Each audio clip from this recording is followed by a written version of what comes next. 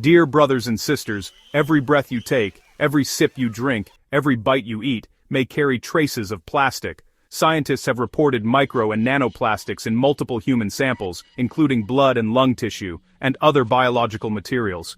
But measuring them accurately is difficult, and the field is still improving its standards.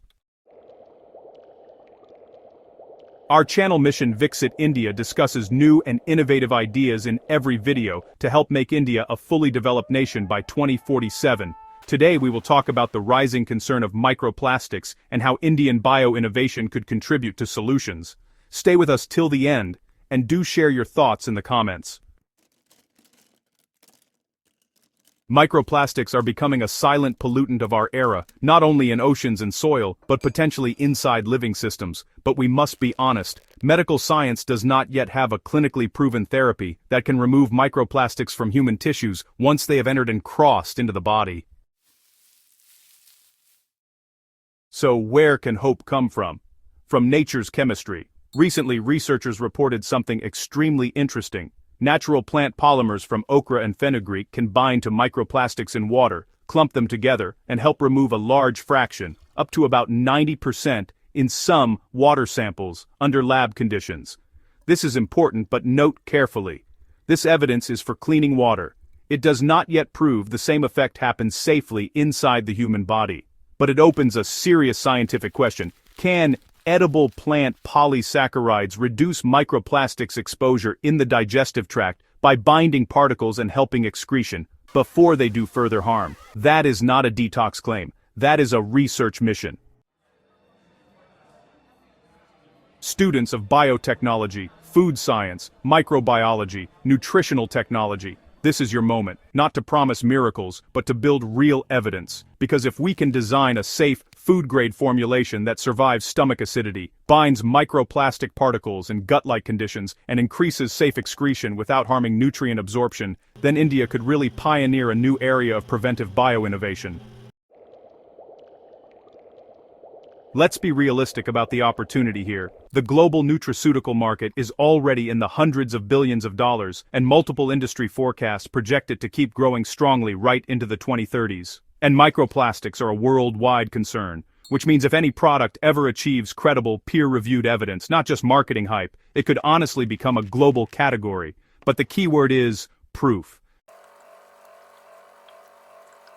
India's advantage is unique. India has tamarind, okra, fenugreek, widely available and culturally accepted foods. We've got strong labs, universities, and biotech talent. There's a growing startup ecosystem and public research funding pathways also. But what we really need is direction and a shared mission. Mission Microplastic Research can be our mission.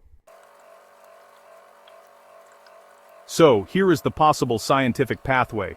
First, we've got in vitro digestive simulation.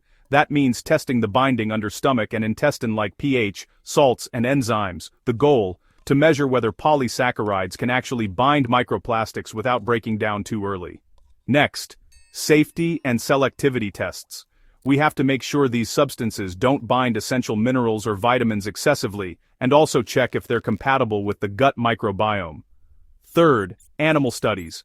Always with an ethics-first approach. This involves tracking microplastic excretion versus tissue distribution, with super strict contamination controls.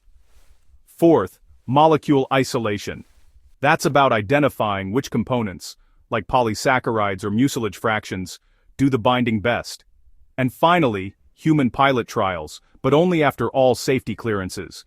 These are small, controlled, peer-reviewed studies with transparent methodology. And here's the exciting part. Each stage can lead to publications, patents, and real innovation. No speculation, just science. By the year 2047, India's youth can totally lead a new frontier bioinnovation for planetary health. Not just detox slogans, but validated science that actually reduces exposure and risk. So, students in India, form team, find mentor, design clean experiment, publish your results, file your patents, because when Tamarind meets technology, science meets opportunity, and opportunity meets destiny.